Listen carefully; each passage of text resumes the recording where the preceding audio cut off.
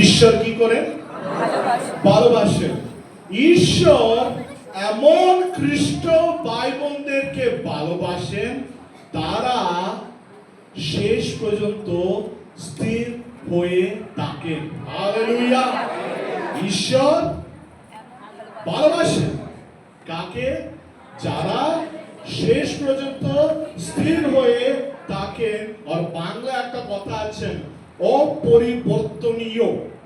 বলতে গেলে একটু টাফ করছেন। কি আছে?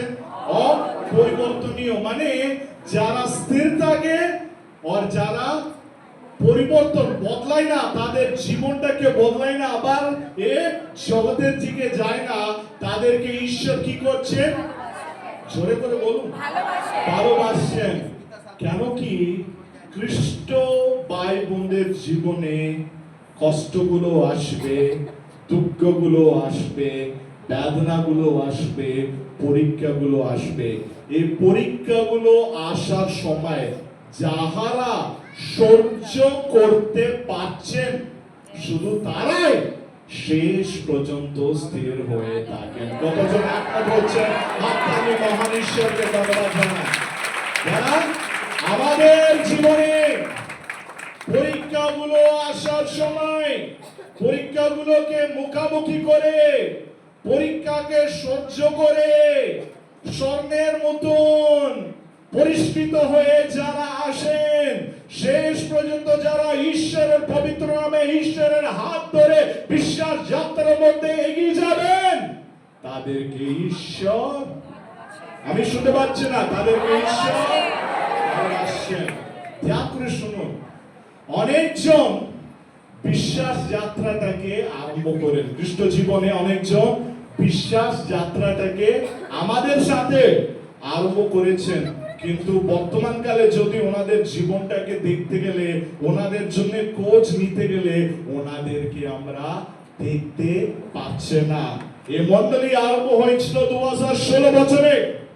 আমরা এখন 2025 বছরের সেপ্টেম্বর মাস প্রথম সপ্তাহের মধ্যে আছি। প্রায় 9টি বছর হতে চলেছে মণ্ডলীকে স্থাপন করে। এই মণ্ডলী স্থাপন করার সময় এক সময় পর্যন্ত অনেকজন আমরা ঈশ্বরকে গ্রহণ করব বলে দীক্ষা নিয়ে ওনারা নতুন জীবনটাকে আরম্ভ করেছেন, খ্রিস্ট জীবনটাকে আরম্ভ করেছেন, এই পবিত্র বিশ্বাসের যাত্রাটাকে আরম্ভ করেছেন। কিন্তু যত লোক আরম্ভ করেছেন সবাই আজকে এই বর্তমান সময় মণ্ডলীর মধ্যে উপস্থিত নয়। অনেকজন এই বিশ্বাস যাত্রাটাকে আরম্ভ করেছেন, মাঝ পথের মধ্যে এই বিশ্বাস যাত্রাটাকে ছেড়ে চলে গেছেন। অনেকজন আছেন ঈশ্বরকে গ্রহণ করার পরে ওনারা সময়ের মধ্যে মণ্ডলীতে চলে আসছেন। প্রত্যেক রবিবার, প্রত্যেক বুধবার, প্রত্যেক শনিবার মণ্ডলীর মধ্যে আসতো, কিন্তু আজকাল বর্তমান পরিস্থিতি যদি দেখতে গেলে ওরা অনেক দেরি করে মণ্ডলীতে আসছেন, শুধুমাত্র প্রথম রবিবার মণ্ডলীতে আসছেন। ওরকম খ্রিস্ট ভাই বোনের জীবন কিরকম হয়ে গেছেন জানেন? প্রকাশিত বাক্য 3 অধ্যায় 16 পদের মধ্যে কি লেখা আছে? বাংলাতে লেখা আছেন, কাতুষ্ণ লোক, মানে তাদের জীবনে তাপ্ত নাই এবং শীতল নয়, এদিকও নাই ওদিকও নাই। যদি আমরা অনেকজনের জীবনটাকে দেখতে গেলে সবাই শেষ পর্যন্ত স্থির হয়ে এগিয়ে যেতে পারছে না। সবাই আমার দিকে দেখুন। ঈশ্বর কাকে ভালোবাসেন? শেষ পর্যন্ত স্থির থাকে মানে আমাদের যাত্রার মধ্যে অনেক পরীক্ষাগুলো আসবেন। যাহারা এই পরীক্ষাগুলো সহ্য করতে পারেন, ওনারা শেষ পর্যন্ত স্থির হয়ে থাকবেন, আর তাদেরকে ঈশ্বর কি করেন? ভালোবাসেন। হালেলুয়া। আর আমাদের সাথে অনেকজন এই বিশ্বাস যাত্রাটাকে আরম্ভ করেছেন, কিন্তু বর্তমান কালে ওনারা আমাদের সাথে নেই। আবার যে জগৎ থেকে এসেছেন, আবার সেই জগতের মধ্যে মিশে গেছেন, সেই জগতের সাথে যুক্ত হয়ে গেছেন।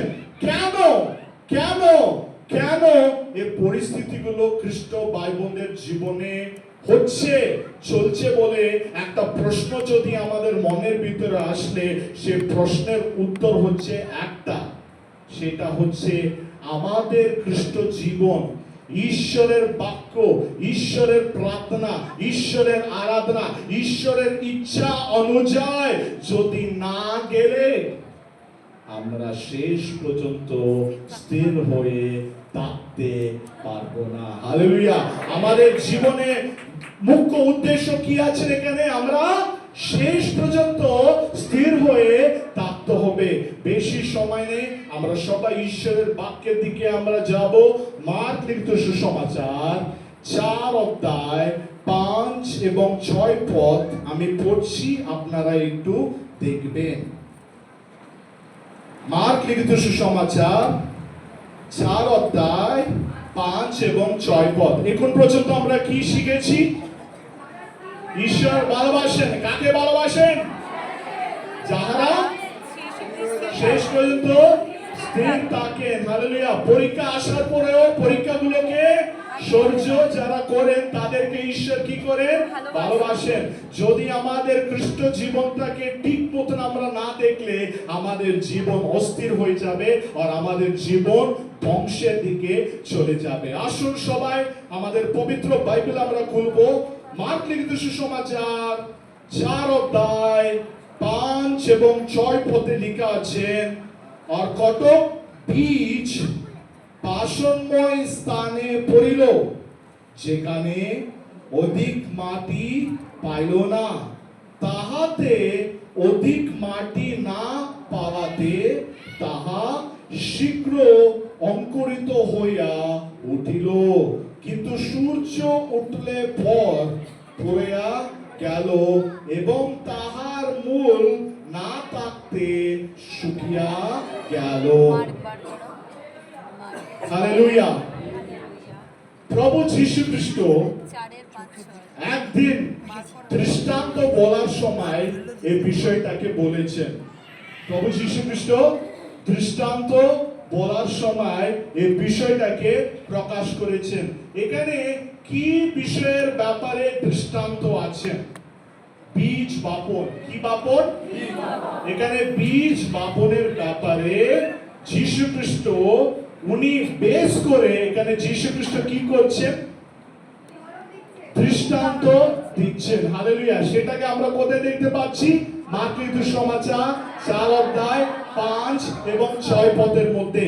এই দৃষ্টান্ত দেওয়ার পরে এই দৃষ্টান্তের অর্থটাকে যীশু খ্রিস্ট তার শিষ্যদেরকে এই সেম অধ্যায়ের মধ্যে দিয়েছেন। যে দৃষ্টান্ত যীশু খ্রিস্ট প্রকাশ করেছেন, বলেছেন, সেই দৃষ্টান্তের অর্থ আমরা এই মার্ক লিখিত সুসমাচার 4 অধ্যায় 16 এবং 17 পদের মধ্যে আমরা দেখতে পারবো। মার্ক লিখিত সুসমাচার 4 অধ্যায় 16 এবং 17 পদের মধ্যে আমরা দেখতে পারবো। এখানে যীশু খ্রিস্ট বলছেন, আর সেই রূপ যাহারা পাষণ্যময় ভূমিতে উক্ত, তাহারা এমন লোক যাহারা বাক্যতে শুনিয়া তৎক্ষণাৎ আহ্লাদিত পূর্বক গ্রহণ করে, আর তাহাদের অন্তরের মূল মানে শিকড় নয়, কিন্তু তাহারা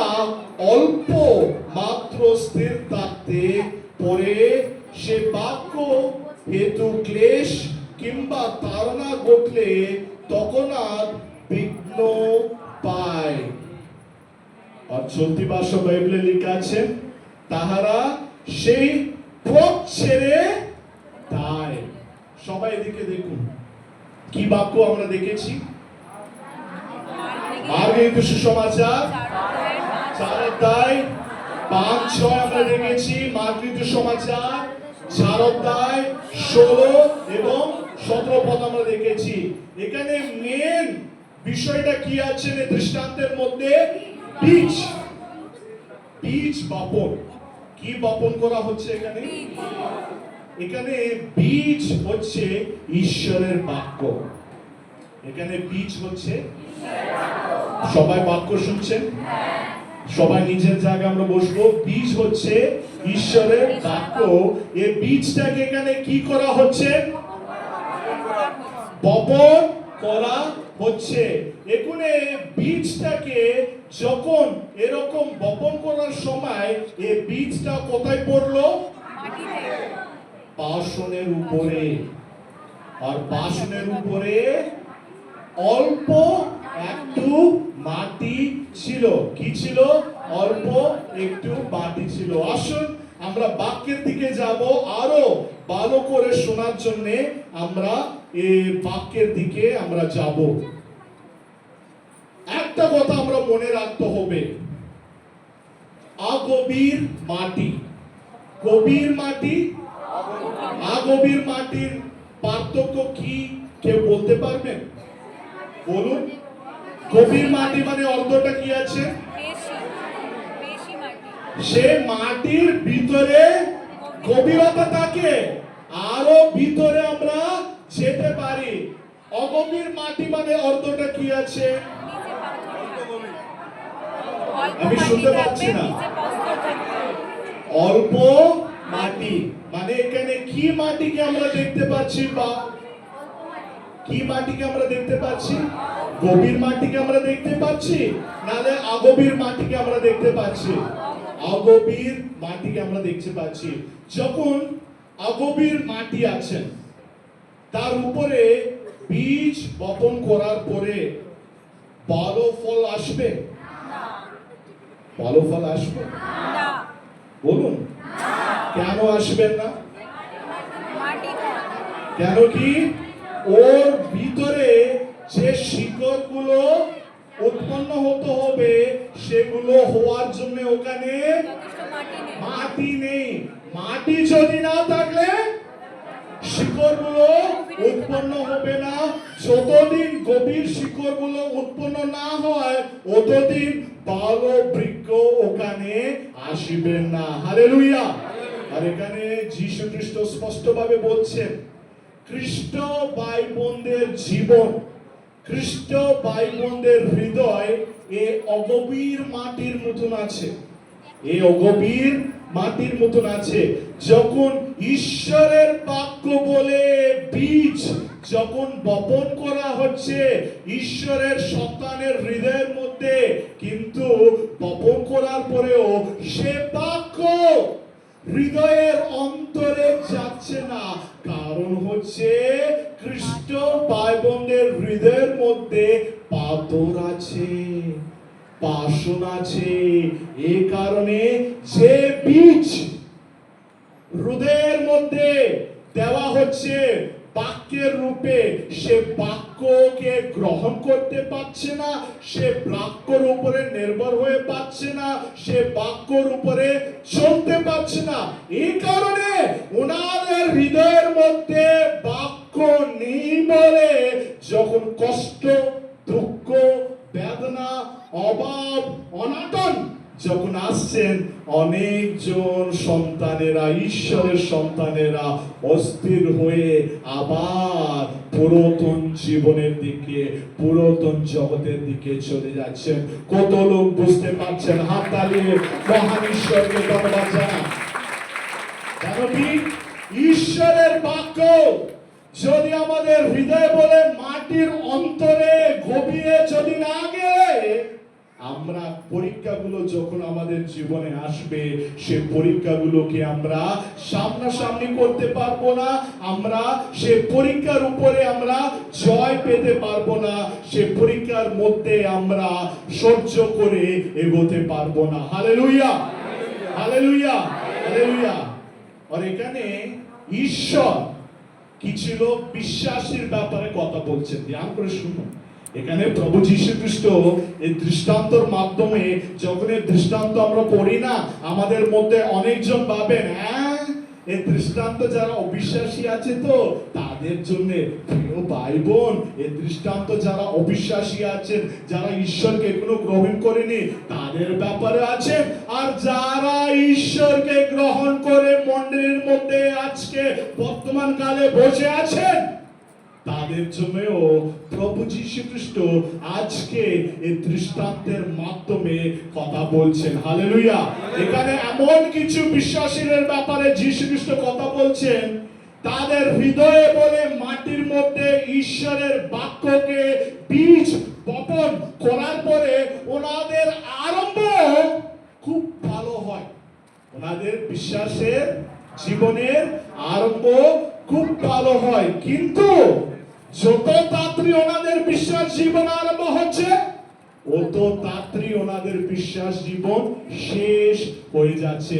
আনন্দকে নিয়ে ওনাদের বিশ্বাস জীবন আরম্ভ হচ্ছে, কিন্তু দুঃখের মাধ্যমে ওনাদের বিশ্বাসের জীবন কি হয়ে যাচ্ছে?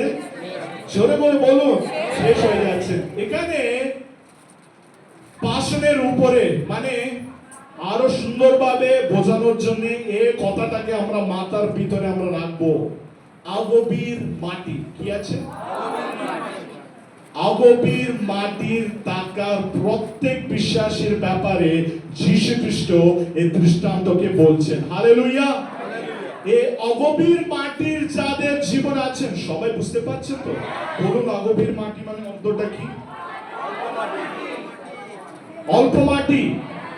ও মাটির নিচে কি থাকে? আপনারা বলুন, সে অগভীর মাটির নিচে কি থাকে? পাথর থাকে।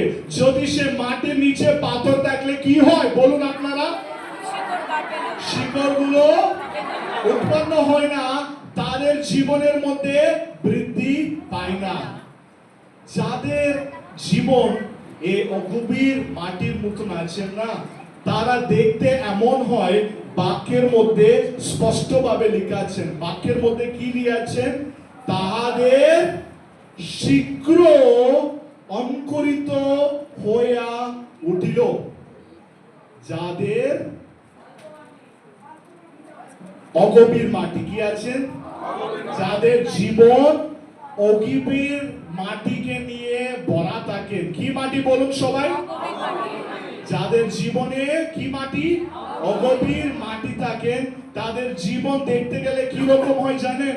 ঈশ্বর এসে ওনার বাক্য বলে বীজটাকে যখন তাদের হৃদয়ের মধ্যে যখন বপন করা হয়, বপন করার পরে কি হচ্ছে এখানে? শীঘ্রই অঙ্কুরিত হয়ে উঠছে। কি হচ্ছে এখানে? কার হৃদয়? যারা অগভীর মাটিকে নিয়ে যারা বিশ্বাসীরা আছেন, তাদের জীবন কি রকম আছে? ঈশ্বর ওনার বাক্যটাকে সে অগভীর মাটির হৃদয়ের মধ্যে বপন করার পরে সঙ্গে সঙ্গে শীঘ্রই, বাক্যতে কি লেখা আছে? শীঘ্র অঙ্কুরিত হইয়া উঠিল। হালেলুয়া। এখানে সে অগভীর মাটির মধ্যে এই বীজ বপন করার পরে শীঘ্র অঙ্কুরিত হইয়া উঠিল। তার অর্থ হচ্ছে বীজ আছে, এই বীজটাকে বপন করার পরে সে বীজের বাইরে যে কষা থাকে, কষা বলি না আমরা, সে কষা কি হয়ে যাচ্ছে? এখানে ফেটে যাচ্ছে। সে কষাটা ফেটে গিয়ে তারপরে সেই বীজ এই অগভীর মাটির ভিতরে গিয়ে সঙ্গে সঙ্গে অঙ্কুরিত হচ্ছে, মানে এখানে রূপান্তরিত হচ্ছে। মানে বাক্য পাওয়ার সাথে সাথে সঙ্গে সঙ্গে ইমিডিয়েটলি এখানে কি হচ্ছে? রূপান্তরিত হচ্ছে। সে বীজের বাইরে যেটা কষা আছেন, কষা এখানে ফেটে গিয়ে সে হৃদয়ের মধ্যে গিয়ে কি হচ্ছে? এখানে আবার সবাই বলুন, অঙ্কুরিত হচ্ছেন। এরকম এ অগভীর মাটির তাকার বিশ্বাসীদের জীবনে এ বীজ যাওয়ার পরে যখন সঙ্গে সঙ্গে শীঘ্রই যখন অঙ্কুরিত হচ্ছেন, সেই বিশ্বাসী এখন অন্য বিশ্বাসীরা যারা সে অগভীর মাটির তাকার বিশ্বাসীকে দেখে বলেন, ও ভেরি গুড, মহান ঈশ্বরকে ধন্যবাদ, এত অল্প সময়ের মধ্যে ব্রাদার সিস্টার আপনি ঈশ্বরকে গ্রহণ করেছেন, ঈশ্বরকে মহিমা হোক। সবাই কি হয়ে যাচ্ছেন? ও সবাই কি হয়ে যাচ্ছেন? সন্তুষ্ট হয়ে যাচ্ছেন। আর আপনাদেরকে আগে বলে দিয়েছি, এরকম সন্তুষ্ট হয়ে থাকার সময় কি রকম ব্যক্তিরা এরা? জোরে করে এদিকে বলুন, এরা কারা? অবকবির মাটির ব্যক্তিরা। কি যাচ্ছেন অন্তরে? বীজ যাচ্ছেন। বীজ যাওয়ার পরে বীজ কি হয়ে যাচ্ছেন? বীজের বাইরে যেটা কষা আছে সেটা কেটে গেছে, সে বীজ ভিতরে গেছে। তারপরে ওনারা রূপান্তরিত হয়েছেন, তারা ঈশ্বরকে কি করেছেন? গ্রহণ করেছেন। গ্রহণ করার পরে, দীক্ষা নেওয়ার পরে, প্রভুবচ নেওয়ার পরে, মণ্ডলীর মধ্যে মেম্বারশিপ নেওয়ার পরে আস্তে আস্তে করে তাদের জীবনে সূর্যের তাপ আসবে। তাদের জীবনে সূর্যের তাপ আসবে। যখন সূর্যের তাপটা তাদের উপরে পড়ছে, ওনারা সে সূর্যের তাপটাকে সহ্য করতে পারছে না। সহ্য না করে ওনাদের জীবন কি হয়ে যাচ্ছে? সেখানে শুকিয়ে যাচ্ছে। কি হয়ে যাচ্ছে? শুকিয়ে যাচ্ছেন। কেন? কেন কি? যে বীজ বপন করা হইল, সে বীজ এখনো গভীরে যায়নি। গভীরে যায়নি মানে সে বীজের মাধ্যম থেকে সে মূল, সে শিকড় এখনো সৃষ্টি হয়নি। তার অর্থ হচ্ছে ওনারা এখনো ঈশ্বরের নামে গভীর ভাবে যায়নি। ওনারা ঈশ্বরের সাথে গভীর ভাবে না গিয়ে, ঈশ্বরের সাথে গভীর সম্পর্ক না রেখে ওনারা ভেবেছেন, হ্যাঁ আমি দীক্ষা নিয়েছি, আমি ঈশ্বরকে গ্রহণ করেছি, আমি প্রভুবচ নিয়েছি, আমি স্বর্গরাজ্যে যাব, আমাকে কিচ্ছু হবে না, কোনো কষ্ট হবে না, কোনো দুঃখ হবে না বলে নাচ গান করে থাকার সময় হঠাৎ করে এমন একটা পরীক্ষা তাদের জীবনে আসবেন। সে পরীক্ষা কি রূপে আসবেন?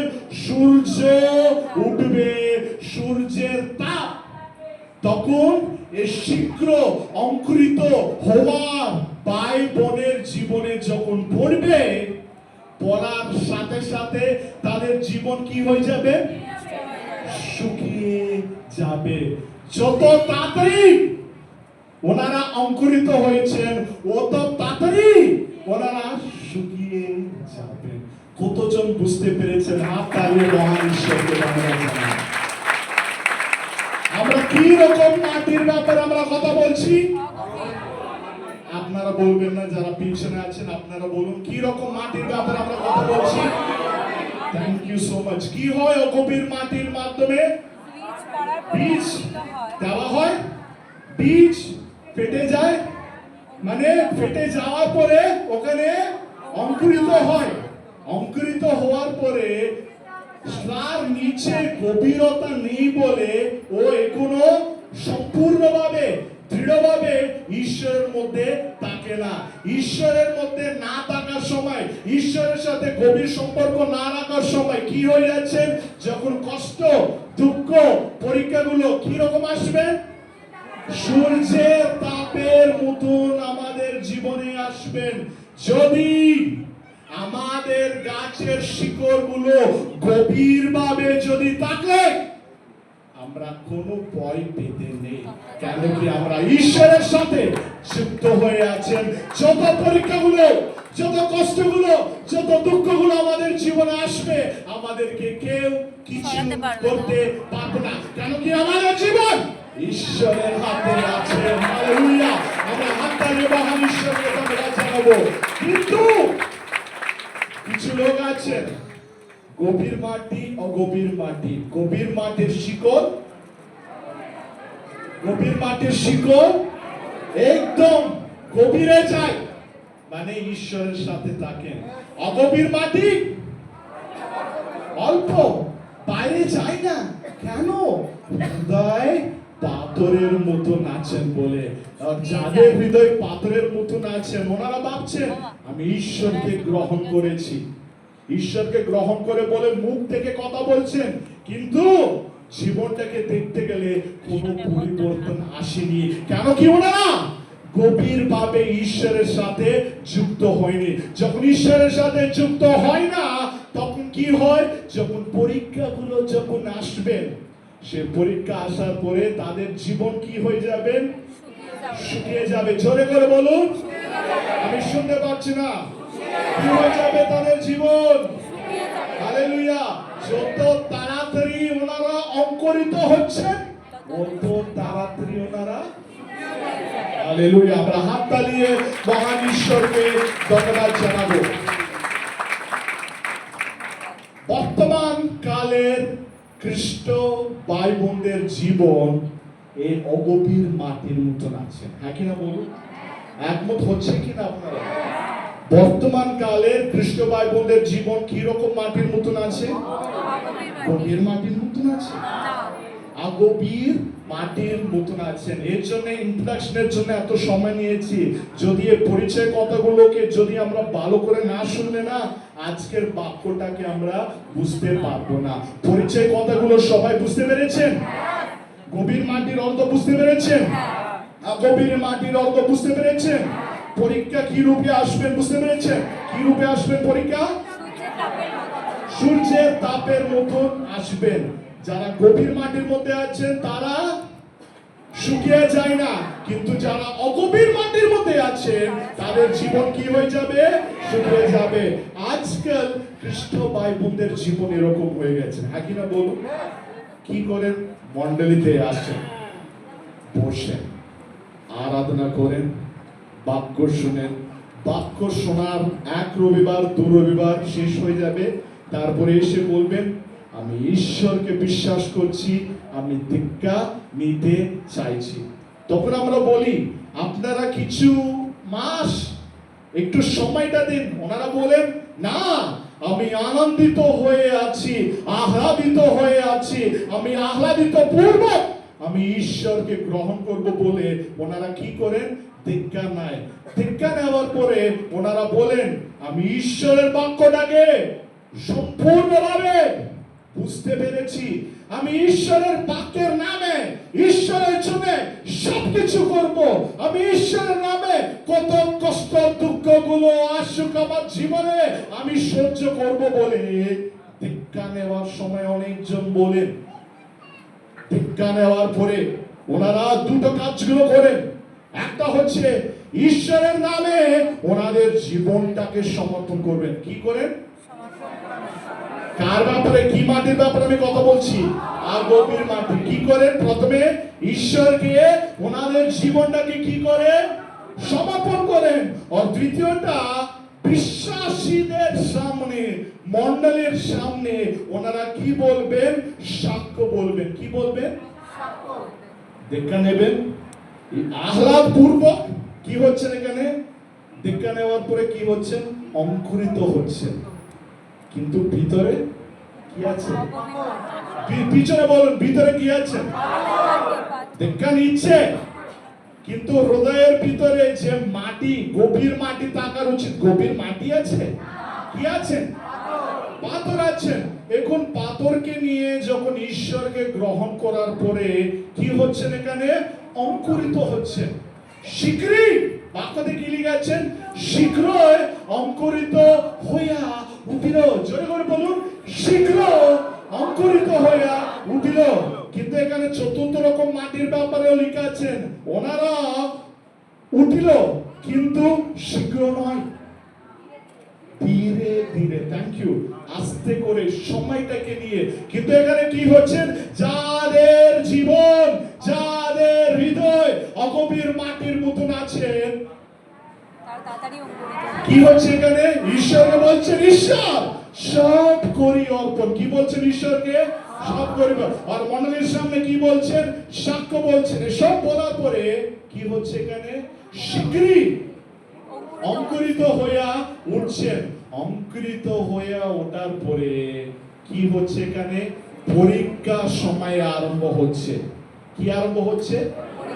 পরীক্ষা সময় আরম্ভ হওয়ার সময় যখন সূর্যের তাপ, তখন শীঘ্রই অঙ্কুরিত হওয়ার বিশ্বাসীর উপরে যখন পড়ছে, সে বিশ্বাসী এখানে কি হয়ে যাচ্ছে? শুকিয়ে যাচ্ছেন, পুড়িয়ে যাচ্ছেন। কারণটা কি আপনারা বলুন? পিছনে যারা আছেন আপনারা বলুন। অগভীর, সে বীজ, বীজ মানে এখানে কি আছে? বাক্য। সে বাক্য হৃদয়ের অন্তরে যায়নি। কেন যায়নি? কেন কি সে হৃদয়ের মধ্যে কি আছে? মাটি নেই। দেখতে গেলে বাইরে সব মাটি মাটি মতন আছে, কিন্তু ভিতরে দেখতে গেলে পাথর। হালেলুয়া। যখন কষ্ট পরীক্ষাগুলো আসছে ওনারা সহ্য করতে পারছেন? ক্ষেপে হতাশা হয়ে ঈশ্বরের পথ ছেড়ে ঈশ্বরের কাছ থেকে চলে যাচ্ছেন। যে ঈশ্বরকে আগে বলেছেন, ঈশ্বর আমার জীবন তোমার হাতে সমর্পণ করছি, সবার সামনে বলেছেন, সাক্ষ্য দিয়েছেন, ঈশ্বর আমার জন্য এটা করেছেন ওটা করেছেন, কিন্তু যখন কষ্ট দুঃখ পরীক্ষাগুলো আসছেন ঈশ্বরকে কি বলছেন? Tata bye bye. কি মাটি? আমরা কি মাটির মধ্যে থাকতে হবে? গভীর মাটির মধ্যে সৌন্দর্য কি আছে বলুন? কি আছেন? Thank you. অগভীর মাটি যেটা আছেন, এই অগভীর মাটির মধ্যে যারা থাকেন, যখন কষ্ট আসে কষ্টগুলো কি ওনারা কি করতে পারবেন না? চলে। ওনারা কি পায়? ভয় পায়। আর ওনারা কি পায়? ভয় পায়। আরেকটা কথা আছে চলতি ভাষা বাইবেলে 17 পথের মধ্যে আছে, এখানে লেখা আছে সেই পথ ছেড়ে। কত লোকের কাছে চলতি ভাষা বাইবেল আছে? ওখানে কি লেখা আছে? সেই পথ ছেড়ে দেয়। কে ছেড়ে দেয়? সেই মানুষ যাদের জীবন অগভীর মাটির মতন আছেন। খ্রিস্ট ভাই বোনরা এদিকে দেখুন, কষ্ট দুঃখ বেদনা খ্রিস্ট ভাই বোনদের জীবনে অবশ্যই থাকবে, আসবে। আরেকবার আমার পিছনে বলুন, কষ্ট দুঃখ পরীক্ষাগুলো খ্রিস্ট সন্তানের জীবনে অবশ্য আসবে। বাংলা একটা কথা আছে, অপরিহার্য। অপরিহার্য অনেক কষ্ট করে বলছি, ঈশ্বরকে ধন্যবাদ জানান। হালেলুয়া। অপরিহার্য, অপরিহার্য মানে অর্থটা কি আছে? মানে খ্রিস্ট সন্তানের জীবনে কষ্ট দুঃখ গুলো আসবে, তার দূরে আমরা জীবনে এগোতে পারবো না। কষ্ট দুঃখ গুলো কিরকম আমাদের জীবনে আসবে? সূর্যের তাপের মতন আসবে। কিরকম আসবে? সূর্যের তাপ। জান করে শুনছেন? এই সূর্যের তাপ যখন অগভীর মাটির উপরে যখন পড়ে, তখন সেই অঙ্কুরিত হওয়ার গাছ কি হয়ে যায়? পুড়ে যায় এবং শুকিয়ে যায়। কিন্তু এই সূর্যের তাপ যখন গভীর মাটির উপরে আসবে, সে গাছ বৃদ্ধি পাবে, সে গাছ সিদ্ধ হবে, সে গাছ ঈশ্বরের আশীর্বাদ গুলো পাবে, সে গাছ পরীক্ষার উপরে জয়লাভ করার ক্ষমতা পাবে। কতটা বিশ্বাস করছেন? হাততালিয়ে মহান ঈশ্বরকে ধন্যবাদ জানান। হালেলুয়া। সেখানে অগভীর মাটি এবং গভীর মাটির পার্থক্য আপনারা দেখতে পাচ্ছেন। যদি আমরা অগভীর মাটির মধ্যে আছে কি গভীর মাটির মধ্যে আছে, আপনারা কোনোদিন নিজের জীবনটাকে পরীক্ষা করেছেন? বলুন, নিজের জীবনটাকে পরীক্ষা করেছেন? আপনাদের মধ্যে অনেকজন পাবেন, দেখুন এদিকে, পাস্টরজি বলেছেন বীজ মানে ঈশ্বরের বাক্য, মানে ঈশ্বরের বাক্যকে গ্রহণ করার পরেও আমরা শুকিয়ে যাই। না বলুন, একটু আগে আপনাদেরকে কি বললাম দৃষ্টান্তের ব্যাপারে? এই বীজ যেটা আছেন, এই বীজটাকে আমরা কি বলি? বাক্য। আর আমরা ভাবছি এখানে বীজ বলে ঈশ্বরের বাক্যটাকে গ্রহণ করার পরেও আমরা শুকিয়ে যাব। মানে ঈশ্বরের বাক্য শুকিয়ে যাবে, পুড়ে যাবে বলে আমাদের জীবনে একটা প্রশ্ন আছে। এখানে মেন একটা বিষয় আমরা মনে রাখতে হবে, ঈশ্বরের বাক্য আছেন, কেউ ঈশ্বরের বাক্যকে কিছু করতে পারবেন না, কেউ কিছু করতে পারবেন না।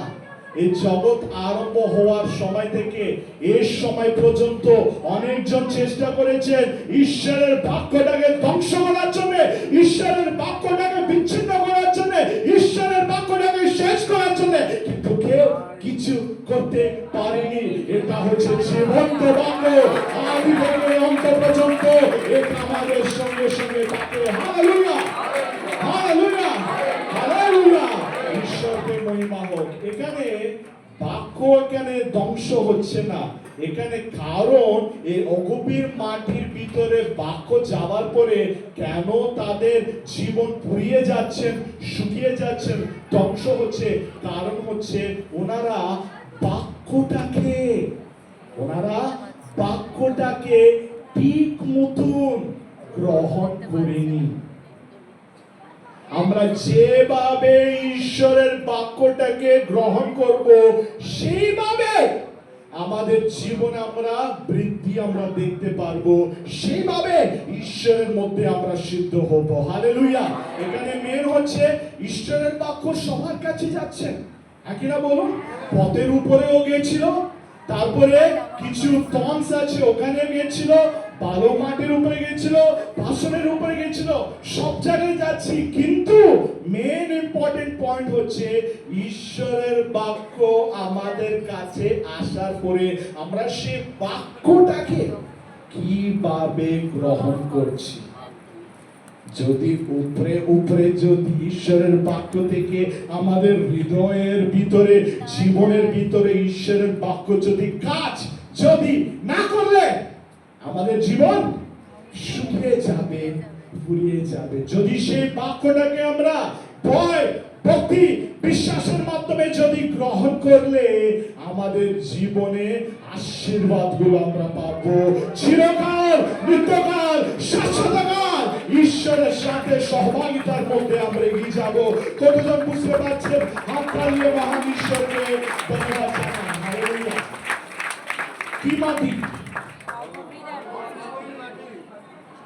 অগভীর মাটি। তারপরে কি মাটি? দুটো মাটির ব্যাপারে বলেছি, একটা হচ্ছে গভীর মাটি, আর একটা হচ্ছে অগভীর মাটি। দেখুন আপনাদের জীবনে একটা প্রশ্ন আসতে পারে, পাস্টরজি এই অগভীর মাটির ভিতরে এই বীজ বলে বাক্য যাওয়ার পরে কেন সেই গাছ উৎপন্ন হয়নি? কেন উৎপন্ন হয়নি জানেন? কিছু কারণগুলো আছে, সেই কারণগুলো আজকে আমরা দেখব। কতজন বাক্যটাকে ঠিক মতন শুনছেন আর বাক্যটাকে শুনতে চাইছেন? বললাম না, বাক্য সবার কাছে যাবে, কিন্তু যেভাবে ঈশ্বরের বাক্যটাকে গ্রহণ করব সেইভাবে আমাদের জীবনটাকে ঈশ্বর আশীর্বাদ করবে। হালেলুয়া। কতজন একমত হচ্ছেন? হাত তালিয়ে মহান ঈশ্বরকে ধন্যবাদ জানান। হালেলুয়া। আপনাদের ভিতরে প্রশ্ন আসতে পারে, এই বীজ বপন করার পরে কেন বৃদ্ধি পায়নি? তিনটে কারণ আছে। কত কারণ আছে?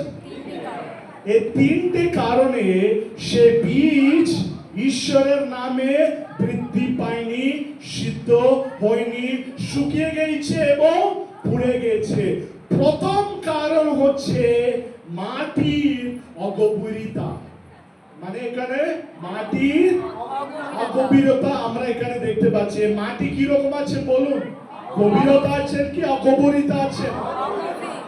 এখানে প্রথম কারণ কেন ঈশ্বরের বাক্য শুকিয়ে গেছে, পুড়িয়ে গেছে, কারণ হচ্ছে কি? এটা কি মাটি? কারণ হচ্ছে এটা প্রথম কারণ কেন ঈশ্বরের বাক্য যাওয়ার পরেও সেই ঈশ্বরের বাক্য এখানে কি হয়ে গেছে? জোরে করে বলুন। শুকিয়ে গেছেন। কি কারণে শুকিয়ে গেছেন বলুন? অগভীর মাটি ওখানে আছে বলে এখানে শুকিয়ে গেছে। Hallelujah, hallelujah. এখানে প্রথম হচ্ছে মাটি, আরেকটা হচ্ছে গভীর। দুটো কথা আছে, হ্যাঁ কিনা বলুন? মাটি, গভীর। এখানে মাটি কি রকম আছে? বেশি মাটি আছে, অল্প মাটি আছে। অল্প মাটির মধ্যে যদি বীজ যদি বপন করলে বৃদ্ধি পাবে? এখানে তারপরে অগভীর মাটি বলে আমরা বলেছিলাম, মাটির ব্যাপারে আমরা শুনেছি। আরেকটা কথা কি আছে? গভীর আছেন। গভীর মানে অর্থটা কি আছে? সে গভীরে যাওয়ার জন্য কিছু বাধাগুলো আছে। কি আছেন ওখানে? এখানে বাধাগুলো আছেন বলে এ মাটির ভিতরে সে বীজ কি করতে পারছে না, ভিতরে যেতে পারছে না। অনেকজন খ্রিস্ট ভাই বোনদের জীবনে এরকম আছে আজকাল। বাক্য শুনছেন কিন্তু বাক্য ভিতরে যাচ্ছে না। প্রত্যেক রবিবার, প্রত্যেক বুধবার, প্রত্যেক শনিবার ইউটিউব, ফেসবুক, ইনস্টাগ্রাম সব জায়গায় বাক্য শুনছে কিন্তু বাক্য ভিতরে যাচ্ছে না। যতদিন সে বীজ বলে ঈশ্বরের বাক্য তোমার অন্তরে যদি না গেলে তোমার জীবনে কোনো লাভ হবে না। যতদিন ঈশ্বরের বাক্য তোমার হৃদয়ের গভীরে না গেলে কষ্ট দুঃখ আসার সময় তোমার জীবনে কানে কি হয়ে যাচ্ছে? শুকিয়ে যাচ্ছে এবং ফুরিয়ে যাচ্ছেন। অনেকজন বলেন আমি ঈশ্বরের বাক্য পড়ে নিয়েছি, আমি বাইবেলটাকে এতবার পড়ে নিয়েছি, আমি বাইবেলটাকে 3 বার পড়েছি, বাইবেলটাকে সম্পূর্ণভাবে 5 বার পড়েছি। পড়ে কি লাভ? বাক্যটা যতদিন তোমার অন্তরে না গিয়ে তোমার জীবনে পরিবর্তন না আসলে তুমি বাক্য 100 বার পড়ো কোনো লাভ হবে না। কি হবে না? কোনো লাভ হবে না। বাক্য কোথায় যেতে হবে? অনেকজন ভাবেন আমি বাইবেল স্টাডিতে যাচ্ছি, আমি এটা করছি, এটা করছি। প্রিয় ভাই বোন, কোনো লাভ নেই। বাক্য কোথায় যেতে হবে? আমাদের অন্তরে সে বাক্য যেতে হবে। অনেকজন অগভীর মাটির বিশ্বাসী। কে আছে? বিশ্বাসীর নাম কি আছে? অগভীর মাটির বিশ্বাসী। এনারা প্রথম বলেন আমি বাক্যটাকে বুঝতে পেরেছি, আমি সকল কষ্ট দুঃখ গুলোকে সহ্য করার জন্য প্রস্তুত হয়েছি। কিন্তু বাস্তবিক জীবনে যখন কষ্টগুলো দুঃখগুলো তাদের জীবনে আসেন, ওনারা কি করেন জানেন? যে বাক্যের সত্য ওনারা পেয়েছেন, সে বাক্যের সত্যটাকে ছেড়ে আবার জগতের দিকে চলে যাবেন। সে বাক্যকে যখন ওনারা প্রথমে আহ্লাদপূর্বক যখন গ্রহণ করেছেন, জগতের কাছে গিয়ে ওনারা বলেছেন হ্যাঁ আমি ঈশ্বরকে গ্রহণ করেছি, এটা করেছি, ওটা করেছি। কিন্তু যখন কষ্ট দুঃখগুলো আসেন, যে ব্যক্তির কাছে ওনারা সাক্ষ্য বলেছেন ঈশ্বরের পবিত্র নামে, সেই ব্যক্তির কাছে গিয়ে বলেন না ঈশ্বর নেই আর কেউ নেই। কেন বলছেন? কেন কি? ওনারা এখনো যীশু খ্রিস্টের মাধুর্যকে এখনো স্বাদ করেনি। হালেলুয়া! কি ওনারা এখনো যীশু খ্রিস্টের মাধুর্য কি আছে? They have not tasted the sweetness of Jesus Christ. যাহারা যীশু খ্রিস্টের মাধুর্যকে যাহারা স্বাদ নাইনি, তারা কি করেন? ঈশ্বরের কাছ থেকে চলে যাবেন। এই অগভীর মাটির বিশ্বাসীদের জীবন কি রকম থাকেন জানেন? এই অগভীর মাটিদের টাকার বিশ্বাসীদের জীবন কি রকম থাকেন? ওনারা সহজভাবে সন্তুষ্ট হয়ে যাবেন আর সহজে ওনারা অসন্তুষ্ট হবেন। কি হবে? সহজে সন্তুষ্ট হবেন আর সহজে অসন্তুষ্ট হবেন। সহজে আনন্দ পাবেন, সহজে দুঃখ পাবেন। কি? সহজে আনন্দ পাবেন আর সহজে দুঃখ পাবেন। সহজে উত্তেজিত হন আর সহজে শীতল হন। সহজে উত্তেজিত হন আর সহজে শীতল হন। সহজে হাসতে থাকেন আর সহজে কাঁদে থাকেন। সহজে হাসতে থাকেন আর সহজে কাঁদে থাকেন। তার অর্থ হচ্ছে তাদের জীবন অস্থির জীবন। কার জীবন অস্থির হয়ে থাকেন? অগভীর মাটির লোক। ধ্যান করে শুনুন, এদের জীবন কেন অস্থির হয়ে আছেন জানেন? ওনাদের দৃষ্টি আবেগের উপরে রেখেছেন। ওনাদের দৃষ্টি ওনাদের জীবনে তাকার পরিস্থিতির উপরে রেখেছেন। কি? অগভীর মাটির বিশ্বাসীরা ওনাদের দৃষ্টি কোথায় রাখেন বলুন? আবেগের উপরে, অনুভূতির উপরে, পরিস্থিতির উপরে। কিন্তু যারা গভীর মাটির বিশ্বাসীরা আছেন তারা কোন দিকে থাকবেন?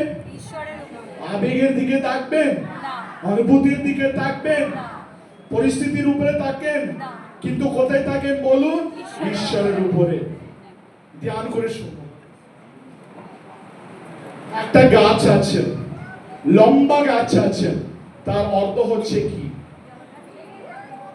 লম্বা লম্বা গাছ আছে মানে তার অর্থ হচ্ছে সে লম্বা গাছের ভিতরে, অন্তরে, গভীরে মূল দৃঢ়ভাবে আছে, শিকড়গুলো দৃঢ়ভাবে আছেন। যত লম্বা গাছ অত গভীর তার, যত লম্বা গাছ অত গভীর তার শিকড়। দেখুন, যখন গাছ যখন মাটির উপরে যখন থাকেন, কত অংশগুলো থাকেন গাছকে? উপরের অংশ, তার সাথে সাথে নিচের অংশ। গাছের উপরের অংশটাকে আমরা বলি বাইরের অংশ, গাছের ভিতরে যে অংশটা থাকেন সেটাকে গাছের অন্তরের অংশ বলে আমরা ডাকি। হালেলুয়া। এখানে গাছ কি করেন? যখন ভূমির উপরে থাকেন গাছ ভূমি থেকে বেশি জল পায় না। গাছ বেশি জল শোষণ করে না ভূমি থেকে। কিন্তু গাছ কি করেন? গাছের নিচে কি থাকেন বলুন? শিকড়গুলো থাকেন। এই শিকড়গুলো, মূলগুলো যেখানে জল আছে সেটার জন্য অন্বেষণ করে থাকেন। খেজুর গাছটাকে দেখেছেন?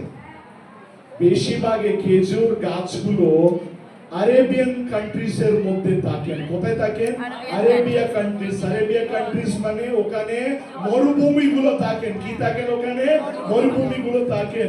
মরুভূমির মধ্যে বেশি জল পায়, উপরে বেশি জল পাই আমরা। কিন্তু এই খেজুর গাছগুলো যেগুলো সে মরুভূমির মধ্যে আছে, এই খেজুর ডালগুলো জল ভূমি থেকে পাচ্ছে না। কিন্তু এই খেজুর গাছের শিকড়গুলো যেগুলো আছে না, সেগুলো কি করে জানেন? যেখানে জল আছে সেখানে তার নিজের শিকড়গুলো, মূলগুলো নিয়ে যুক্ত করে সেখান থেকে জল পেয়ে ঈশ্বরের নামে বৃদ্ধি হয়ে ওঠে। হালেলুয়া। অনেক কষ্টগুলো, দুঃখগুলো, পরীক্ষাগুলো আসার পরেও সে গাছগুলোকে কেউ কিছু করতে পারে না। একবার যদি আপনারা আরেবিয়ান মরুভূমির দিকে গেলে, মরুভূমির মাঝে সবুজ পাতার গাছগুলোকে আপনারা দেখতে পারেন। কি? মরুভূমির মাঝখানে কি রং পাতা? সবুজ পাতাগুলো। সবুজ পাতাগুলো মানে অর্থ হচ্ছে গাছের স্বাস্থ্য কিরকম আছে? খুব ভালো, সতেজ। Thank you so much. সতেজ রূপে আছেন। মানে এখানে উপর থেকে জল পাচ্ছে না, কিন্তু এখন জল কোথা থেকে পাচ্ছে? সে গাছগুলো, সে শিকড়গুলো কাপায় নদীর কাছে, নালে জলের উটির কাছে গিয়ে যুক্ত হয়ে ওখান থেকে যে জল পাচ্ছেন, সেই জলের মাধ্যম থেকে ওনারা কি পাচ্ছেন? বৃদ্ধি পাচ্ছেন। হালেলুয়া। সো আমাদের জীবনে কি থাকতে হবে বলুন? আমাদের জীবনে কি থাকতে হবে? আমরা গভীর মাটির মতো থাকবো, নালে অগভীর মাটির মতো থাকবো? গভীর মাটির মধ্যে কি থাকে? গভীর মাটির ভিতরে কি থাকে? শিকড়। এই শিকড়গুলো কার সাথে যুক্ত হয়ে থাকে?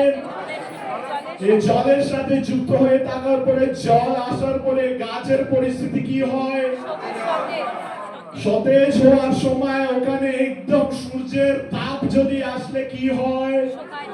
কিচ্ছু হবে না, কিচ্ছু হবে না। কিন্তু যে গাছের শিকড়গুলো নেই, সেই গাছের উপরে যদি সূর্যের তাপ যদি আসলে তখন কি হয়? শুকিয়ে যায়। কতজন বুঝতে পারছেন? হাত তালিয়ে মহান ঈশ্বরকে ধন্যবাদ জানান। গভীর মাটির বিশ্বাসী, অগভীর মাটির বিশ্বাসী, অগভীর মাটির বিশ্বাসী তার আবেগের উপরে, পরিস্থিতির উপরে, অনুভূতির উপরে চলেন। কিন্তু গভীর মাটির বিশ্বাসী পরিস্থিতিকে দেখবেন না, অনুভূতিকে দেখেন না, আবেগগুলোকে দেখবেন না, কিন্তু ঈশ্বরকে দেখেন। Hallelujah, hallelujah. আর আমরাও কি রকম থাকতে হবে? আমরা কার উপরে নির্ভর হয়ে থাকতে হবে? আমাদের আবেগের উপরে নির্ভর হয়ে থাকতে হবে? ঈশ্বরের উপরে আমরা নির্ভর হয়ে থাকতে হবে। আমরা আমাদের আবেগের উপরে নির্ভর হয়ে চলতে হবে না, বিশ্বাসের উপরে নির্ভর হয়ে আমরা চলতে হবে। Hallelujah, hallelujah, hallelujah. আমরা কোনোদিন পরিস্থিতির দিকে দেখতে নেই, আমরা কোনোদিন সমস্যার দিকে আমরা দেখতে নেই। কে পরিস্থিতির দিকে দেখবেন জানেন? যাদের জীবনের শিকড়গুলো থাকে না, তো তারাই পরিস্থিতির দিকে দেখেন। কেন কি? ওনারা কোনো ঈশ্বরের সাথে সম্পূর্ণভাবে সম্পর্কের মধ্যে যুক্ত হয়ে উঠেনি। কিন্তু যাদের শিকড়গুলো গভীর থেকে গিয়ে ঈশ্বরের সাথে যুক্ত হয়ে থাকেন, তারা পরিস্থিতিগুলোকে দেখে ভয় পাবে না, কিন্তু পরিস্থিতিগুলো তাদেরকে দেখে ভয় পায়। হালেলুয়া। আমরা হাত তালিয়ে মহান ঈশ্বরকে আমরা ধন্যবাদ জানাবো। হালেলুয়া।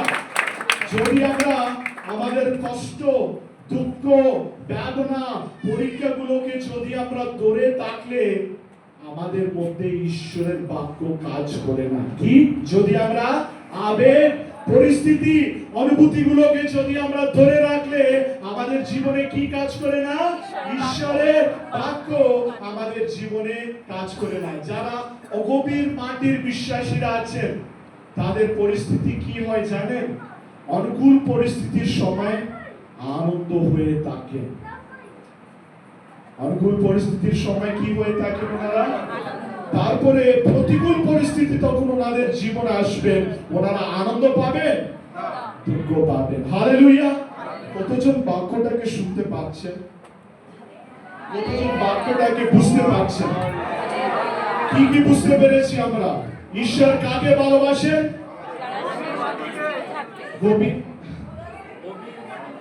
ঈশ্বর যারা শেষ পর্যন্ত স্থির হয়ে থাকে তাদেরকে ভালোবাসেন। তারপরে ঈশ্বর আমাদের জীবনে কি দিয়েছেন? বীজ মানে কি আছে? বাক্য। বাক্য যেভাবে আমরা গ্রহণ করছি সেইভাবে আমাদের জীবনে আমরা বৃদ্ধি পাবো। হালেলুয়া। কত রকম মাটিগুলো আছে? এক রকম মাটি, আরেকটা রকম মাটি গভীর। এখানে অগভীর মাটির মধ্যে বীজ দেওয়ার পরে কি হচ্ছে? শীঘ্রই অঙ্কুরিত হচ্ছে। কিন্তু শীঘ্রই অঙ্কুরিত হওয়ার পরে কষ্ট, পরীক্ষা যখন সূর্যের তাপের মতন আসছে, সহ্য করতে পারছে? কেন? কেন কি তার জীবন ঈশ্বরের সাথে যুক্ত হয়নি বলে। Hallelujah, hallelujah. কতজন ঈশ্বরের নামে কিছু শিখতে পাচ্ছি বলে বলতে পারছেন? এখানে আমরা কি দেখতে পাচ্ছি? ক্রুশ দেখলে আপনাদেরকে কি মনে আসে?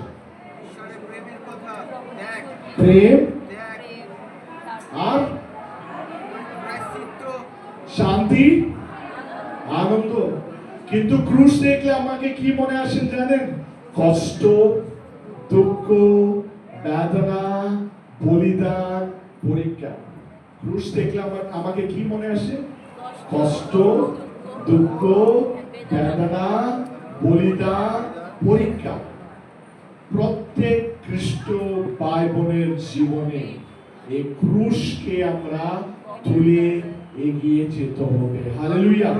কি করতে হবে? আমরা এই ক্রুশটাকে তুলে আমরা কি করতে হবে? এগিয়ে যেতে হবে। হালেলুয়া। আমাদের সকলের জীবনে, স্পেশালি অগভীর মাটির বিশ্বাসীরা যারা আছেন, তাদের জীবনে যখন ক্রুশটাকে যখন ওনারা মুখামুখি করেন, সেই ক্রুশটাকে মুখামুখি করার পরে ওনাদের জীবন শুকিয়ে যায়, ওনাদের জীবন ফুরিয়ে যায়। ক্রুশ মানে কি আছে অর্থ এখানে? কষ্ট, দুঃখ, বেদনা, পরীক্ষা, বলিদান। এ পরীক্ষা যখন অনেকজন স্বীকৃত হওয়ার অগভীর মাঠে বিশ্বাসের সামনে আসেন, ওনারা কি হয়ে যাচ্ছেন? এখানে শুকিয়ে যাচ্ছেন। হালেলুয়া। সো আমরা গভীর মাটির মধ্যে আছি নালে অগভীর মাটির মধ্যে আছি? বলুন, গভীর মাটির মধ্যে আছি কি অগভীর মাটির মধ্যে আছি? জোরে করে বলুন। 100% শিওর, কনফিডেন্ট, লক কিয়া যায়, শিওর। কোন ব্যক্তির ভিতরে অগভীর মাটি নেই তো? সবার ভিতরে গভীর মাটি আছে তো? সবার হৃদয়ের ভিতরে শিকড়গুলো আছে তো? সেই শিকড়গুলো ঈশ্বরের সাথে যুক্ত হয়ে আছে তো? কোন পরীক্ষাগুলো আমাদের জীবনে আসলে আমরা শুকিয়ে যাব না তো? ফুরিয়ে যাবে না তো? ঈশ্বরকে ছেড়ে জগতের সাথে আমরা মিশবো না তো? যদি ওরকম বলে হাত তালিয়ে মহান ঈশ্বরকে ধন্যবাদ জানাই। Hallelujah, hallelujah, hallelujah. ক্রুশ মানে কি আছে?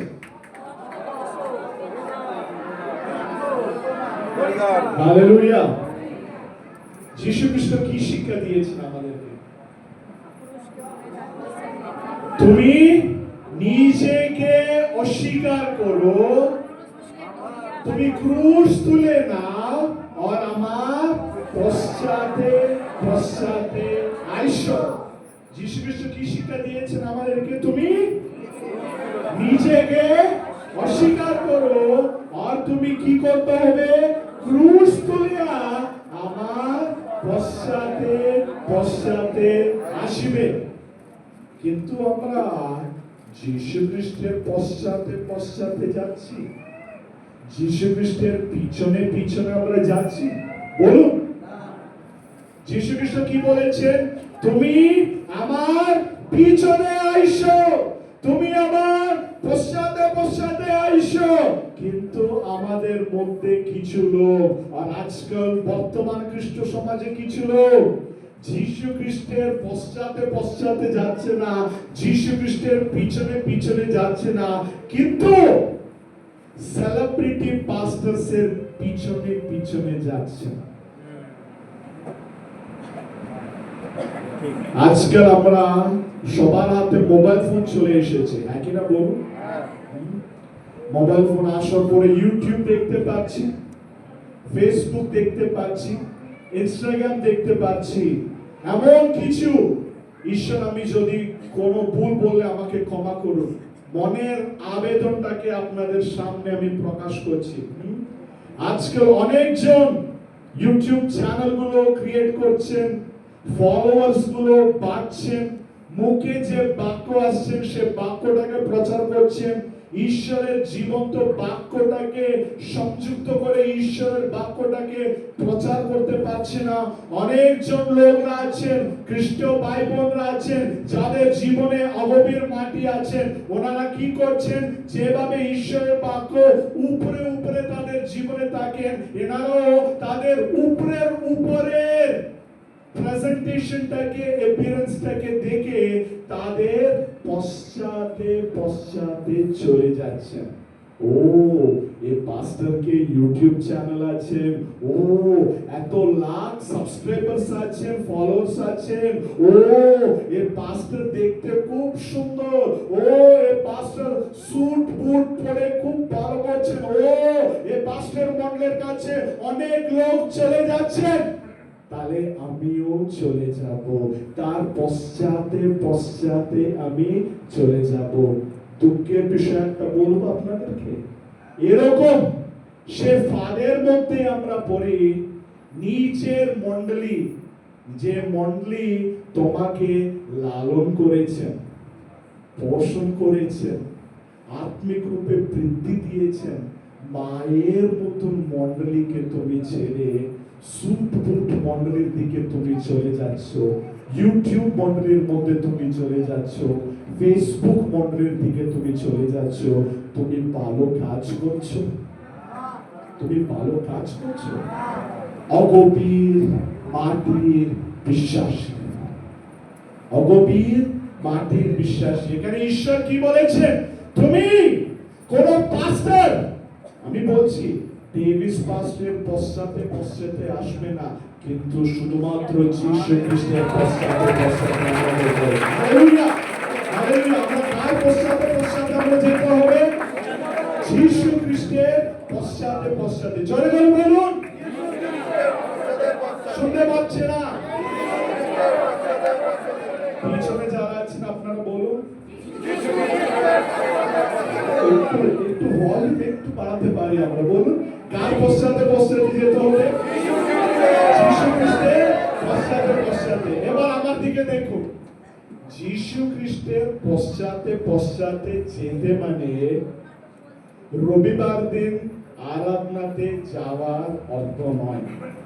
যীশু খ্রিস্টের পশ্চাতে পশ্চাতে মানে আমাদের মধ্যে অনেকজন ভাবেন রবিবার আরাধনা যাচ্ছি তার মানে আমি যীশু খ্রিস্টের পশ্চাতে পশ্চাতে যাচ্ছি না।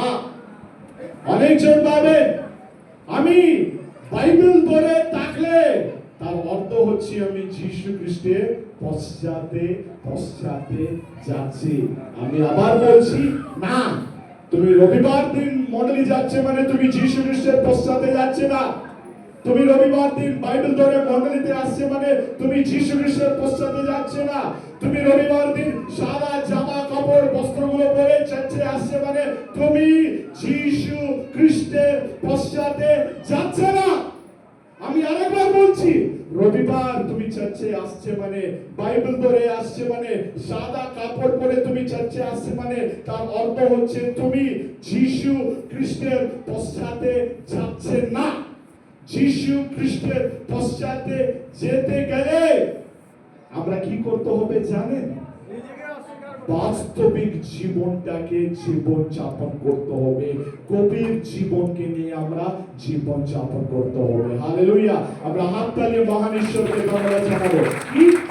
যীশু খ্রিস্টের পশ্চাতে পশ্চাতে যাওয়া মানে অর্থ হচ্ছে বাস্তবিক, কি বলুন, বাস্তবিক জীবনটাকে জীবন যাপন করা, গভীর জীবন যাপন করা। কিন্তু এখানে যীশু খ্রিস্টের পশ্চাতে যেতে যাওয়ার মানে কপট জীবন যাপন করার অর্থ না, অগভীর জীবন যাপন করার অর্থ না। এখানে কি আছে? যীশু খ্রিস্টের পশ্চাতে যেতে যেতে গেলে জোরে করে বলুন, কি জীবন এটা? বাস্তবিক জীবন। It should be true to you and it should be true to the Almighty Creator who has created you. Amen. Amen. ধ্যান করে শুনুন, যীশু খ্রিস্টের পশ্চাতে পশ্চাতে যেতে গেলে আমাদের মধ্যে অনেকজন বলেন, একটা কথা বলছি, দুঃখ পাবেন না, অনেকজন পাবেন চোখের জল আবেগের দ্বারা আমি ঈশ্বরের পশ্চাতে যাচ্ছি। প্রিয় ভাই বোন, ঈশ্বর তোমার চোখের জলটাকে দেখছেন না, তোমার আবেগগুলোকে দেখছেন না। তুমি কথা কণ্ঠ মন্দিরের মধ্যে বসে আছো এটা দেখছে না। তুমি ঈশ্বরের জন্য কত হাত তুলে গান করেছো এটা তুলছে না। ঈশ্বর দেখছেন তুমি ওনার নামে ধার্মিক কাজগুলো করছে কি না, এটাই দেখছেন উনি। কতজন একবার বলছেন হাত তালিয়ে মহান ঈশ্বরকে ধন্যবাদ জানান। কি? উনি তোমার চোখের জল দেখছে না, উনি তোমার আবেগগুলোকে দেখছে না, উনি দেখছেন তোমার কাজগুলো কিরকম আছে। আর যীশু খ্রিস্ট, তুমি চার্চের ভিতরে আসার সময় তুমি কি রকম আসছো, যীশু খ্রিস্ট এই বিষয়গুলোকে দেখছে না, কিন্তু যীশু খ্রিস্ট দেখছে চার্চ শেষ হওয়ার পরে কি মন পরিবর্তনকে তুমি বাইরে যাচ্ছ সেই বিষয়গুলোকে দেখছেন। যীশু খ্রিস্ট তুমি চার্চে কতবার এসেছো, কতবার বাইরে গেছো এগুলোকে দেখছে না, কিন্তু যীশু খ্রিস্ট দেখছেন তুমি মন্দিরের মধ্যে দেখে ঈশ্বরকে যে কথা দিয়েছো সেই কথা কাজের রূপে তুমি করেছো কি না সেইগুলোকে দেখছেন। অনেকজন শিক্ষকরা প্রচারকরা খ্রিস্ট সমাজটাকে একদম প্রসপারিটির দিকে নিয়ে যাচ্ছেন, ওয়েলথ হেলথের দিকে চলে যাচ্ছেন, কিন্তু ঈশ্বরের বাক্যটাকে বাক্যের মতো করতে পারছে না। শুধু কথাগুলো বললে হবে না, আমরা কথাগুলোকে কি করতে হবে? কাজের রূপে রাখতে হবে। আব্রাহাম জীবনটাকে যদি আমরা দেখতে গেলে সদাপ্রভু ঈশ্বর বলেছেন তোমার নিজের পরিবারকে ছেড়ে দাও, তোমার নিজের সম্পত্তি থেকে ছেড়ে দাও, তোমার নিজের লোককে ছেড়ে চলে যাও, তোমার নিজের জায়গাটাকে ছেড়ে চলে যাও। যখন সদাপ্রভু ঈশ্বর আব্রাহামকে কথা বলেছেন, আব্রাহাম বলেনি না প্রভু আজকে না আগামী বছর করবো বলে আব্রাহাম বলেনি। আব্রাহাম যখন ঈশ্বরের আজ্ঞাটাকে আদেশটাকে শুনেছেন, সঙ্গে সঙ্গে উঠে ঈশ্বর যেখানে পাঠিয়েছেন সেখানে গিয়েছেন। সেই জন্য আব্রাহাম ওনার সন্তানের জীবনে ঈশ্বর প্রচুর রূপে আশীর্বাদগুলো দিয়েছেন। হালেলুয়া, প্রচুর রূপে আশীর্বাদগুলো দিয়েছেন। শুধু কথা বলার না, শুধু কথা শোনার না, আমরা কথাকে গ্রহণ করতে হবে, তারপর আমরা কি করতে হবে? পালন করতে হবে। আজকে কি বাক্য দেওয়া হয়েছিল হোয়াটসঅ্যাপে? মার্ক সমাচার 4:20 পথে লেখা আছে। আমরা ঈশ্বরের বাক্যটাকে সে উত্তম মাটির মধ্য থেকে আমরা কি করতে হবে? বাক্য হবে লেখা আছে 20 পথে কি লেখা আছে? বাক্য শুনিয়া গ্রাহ্য করে, তারপরে কেউ একটু পড়ুন 4:20 পদ। আর যাহারা উত্তম ভূমিতে উক্ত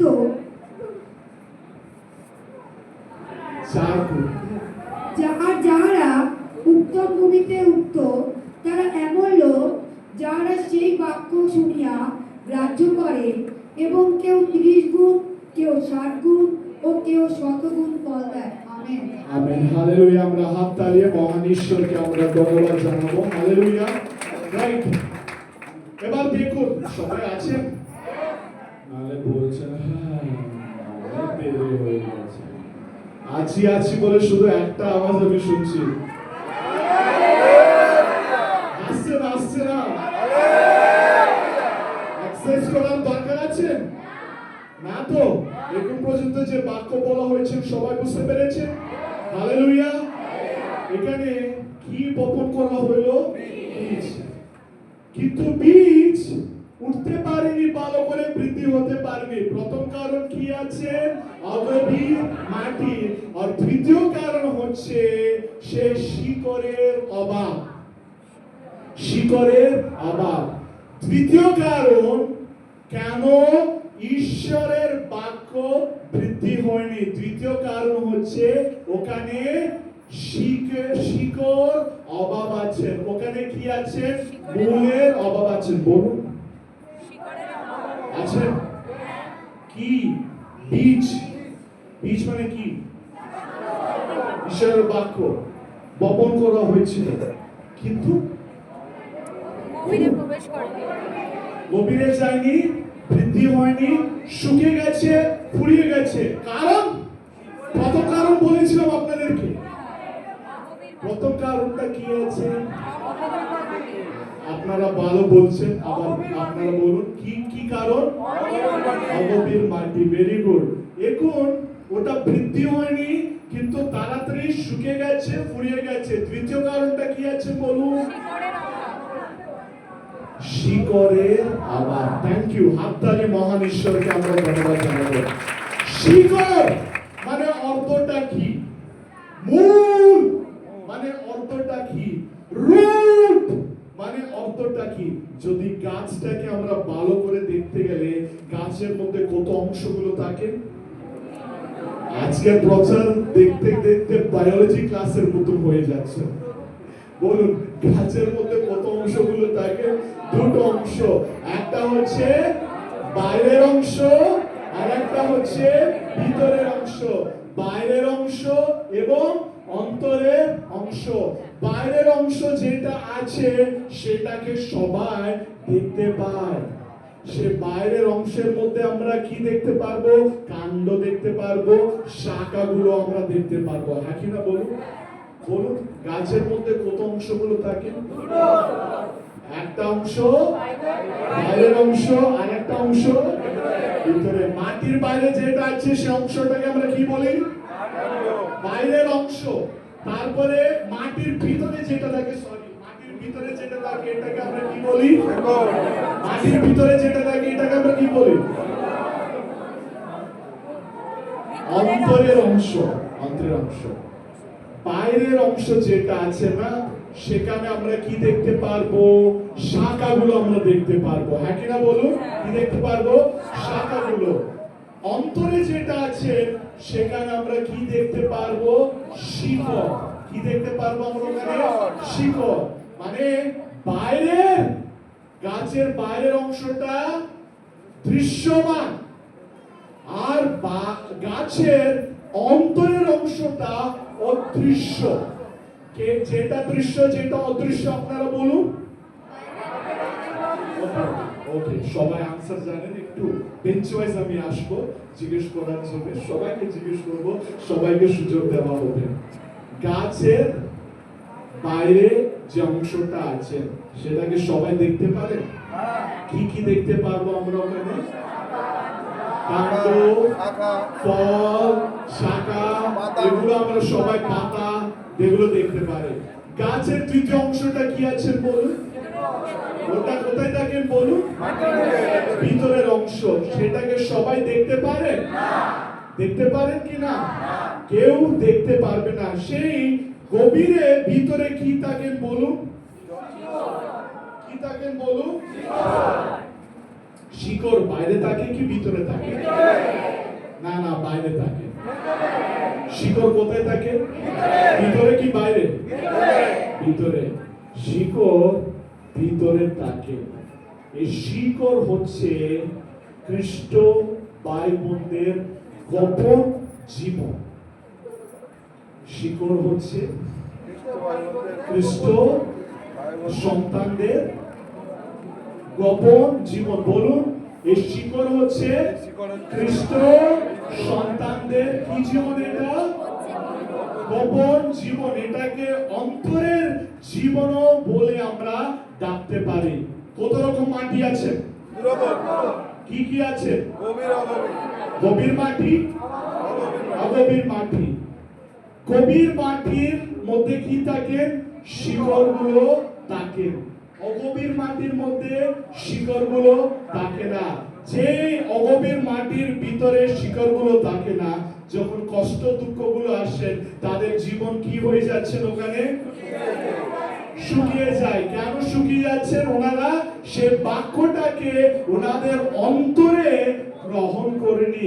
যারা ঈশ্বরের বাক্যটাকে অন্তরে গ্রহণ করে না, পরীক্ষাগুলো আসার সময় সূর্যের তাপ যখন ওনাদের জীবনে আসে, ওনাদের জীবন কি হয়ে যাবে? এখানে শুকিয়ে যাবেন এবং শেষ হয়ে যাবেন। হালেলুয়া। আমাদের জীবন গাছের মতো। কি? গাছের মতো। আমাদের জীবন গাছের মতো। হ্যাঁ কিনা বল? আর আমাদের জীবন গাছের মতো যদি বলে, আমাদের সম্পূর্ণ জীবনটাকে সবাই দেখতে পারে? শুধু বাইরের জীবনটাকে দেখতে পারে। বাইরের জীবনটাকে কে দেখতে পারে? বাইরের মানুষরা, নিজের ঘরের লোকরা, মণ্ডলের সদস্যরা, এনারা দেখতে পারে। কিন্তু আমাদের শিকড়গুলোকে বাইরের লোক দেখতে পারে না। বলুন, আমাদের শিকড়গুলোকে কে দেখতে পারে? Hallelujah, hallelujah, hallelujah. বুঝতে পারছেন তো? আমাদের বাইরের অংশ থেকে বেশি মূল্যবান হচ্ছে আমাদের অন্তরের অংশ। কি? আমাদের বাইরের অংশ থেকে বেশি শ্রেষ্ঠ এবং গুরুত্বমান হচ্ছে কি আছে? আমাদের অন্তরের অংশ। ঈশ্বর তোমার বাইরে, দেখুন ফর এক্সাম্পল দেখতে গেলে, যখন অগভীর মাটির বিশ্বাসীরা আছে না, ওনারা বাইরে সবাইকে দেখানোর মতো শীঘ্রই অঙ্কুরিত হয়ে গেছে, কিন্তু ভিতরে কিছু নেই। হালেলুয়া। কিন্তু এখানে যারা গভীর মাটির মধ্যে আছে, ওনারা কি রকম আছেন? বাইরের লোকও ওনাদেরকে দেখতে পাচ্ছেন, তার সাথে সাথে তার অন্তরের জীবনটাকে, তার গোপনের জীবনটাকে যীশু খ্রিস্ট এখানে দেখতে পাচ্ছেন। হালেলুয়া। একটা মনে রাখতে হবে, আমাদের মধ্যে অনেকজন অগভীর মাটির মতন আছে। কি আছে বলুন জোরে করে, আমি শুনতে পাচ্ছি না। অগভীর মাটির মতন আছে আমাদের জীবন। শুধু আমরা লোকদেরকে দেখাচ্ছি, না বলুন, আমরা শুধু আমাদের জীবনটাকে লোকদেরকে দেখাচ্ছি, কিন্তু ঘর যাওয়ার পরে, দরজা বন্ধ করার পরে কিছু নেই। আমাদের প্রার্থনা শুধু বাইরে, অন্তরে কিছু নেই। আমাদের বাক্য প্রচার শুধু বাইরে, লোকদেরকে দেখানোর জন্য, কিন্তু ভিতরে আমাদের প্রার্থনা সব বাইরে, কিন্তু ভিতরে কিছু নেই। ঈশ্বরের জন্য কাজ সেবা সব বাইরে, কিন্তু ভিতরে কিছু নেই। এর জন্য আমাদের মধ্যে অনেকজন অগভীর মাটির বিশ্বাসীরা রয়েছে। আমরা শুধু লোকদেরকে দেখাচ্ছি আমার মতন পবিত্র লোক আর কেউ নেই, আমার মতন ধার্মিক লোক আর কেউ নেই, আমার মতন সিদ্ধ লোক আর কেউ নেই, আমার মতন শুদ্ধ লোক আর কেউ নেই বলে শুধু বাইরে বাইরে দেখাচ্ছি। দেখাও দেখাও দেখাও, এমন একটা দিন আসবে সূর্যের তাপ তুমি সহ্য করতে পারবে না, তোমার জীবন সেখানে শেষ হয়ে যাবে। ঈশ্বর বলছেন, যদি তুমি দীর্ঘকাল, অনন্তকাল, শাশ্বতকাল, চিরজীবী রূপে নিত্যকাল আমার সাথে তুমি থাকতে গেলে, তোমার মধ্যে সেই শিকড়গুলো উৎপন্ন হয়ে উঠতে হবে। Hallelujah, hallelujah. এই শিকড়গুলো কখন হবে জানেন? আমাদের অন্তরের যে পাথরগুলো আছে না, সে পাথরগুলোকে যদি আমরা না সরালে, সে বাধাগুলোকে যদি আমরা না সরালে, আমাদের অন্তরে সেই শিকড়গুলো উৎপন্ন হয় না। Hallelujah, hallelujah. এই শিকড়গুলো কখন উৎপন্ন হয় জানেন? যখন আমরা সদা সর্বদা প্রার্থনার মধ্যে থাকবো, যখন আমরা সদা সর্বদা বাক্যের মধ্যে থাকবো, যখন আমরা সদা সর্বদা ঈশ্বরের মতো থাকবো, তখন আমাদের জীবনে এই সকল কার্যগুলো হবে। Hallelujah, hallelujah. এবার দেখুন, আমরা বাইরে দেখাতে হবে, নালে আমাদের অন্তরের জীবনটাকে আমরা দেখতে হবে। সো আমাদের অন্তরের জীবন দেখাতে গেলে আমাদের ভিতরে কি থাকতে হবে? শুনতে পাচ্ছে না, আমি শুনতে পাচ্ছি না। আমাদের ভিতরে কি থাকতে হবে? শিকড়গুলো থাকতে হবে। শিকড়গুলো যদি থাকতে গেলে আমরা ঈশ্বরের মধ্যে এগিয়ে যাব। হালেলুয়া। বাইরে কি রকম আছে সেগুলোকে ঈশ্বর দেখছে না, তোমার শিকড়গুলো, তোমার শিকড়গুলো কি রকম আছে। শিকড়ের মাধ্যম থেকে শিকড়গুলো কোথায় যায় বলুন? জলের দিকে যায়। আর আমাদের শিকড়গুলো যীশু খ্রিস্ট বলে ওর কাছে যেতে হবে। হালেলুয়া। আমরা হাততালি মহান ঈশ্বরকে ধন্যবাদ জানাবো। আমাদের শিকড়গুলো, গাছের শিকড়গুলো কোথায় যায়? জলকে অন্বেষণ করে করে করে জলের কাছে গিয়ে জলের সাথে যুক্ত হওয়ার পর্যন্ত সেই শিকড়গুলো অন্বেষণ করতে থাকে। আর আমাদের বিশ্বাসের জীবনেও আমাদের শিকড়গুলো যীশু খ্রিস্টের সাথে যুক্ত হওয়ার পর্যন্ত আমরা ঈশ্বরের নামে এগোতে হবে। Hallelujah, hallelujah. একটু উঠে দাঁড়াবো, একটু এক্সারসাইজ করব। মনে হয় ঠিক হচ্ছে না, একটু মন এদিক ওদিক চলে যাচ্ছে। ইউথ ভাই বোনরা চলে আসবেন। এই গান আমরা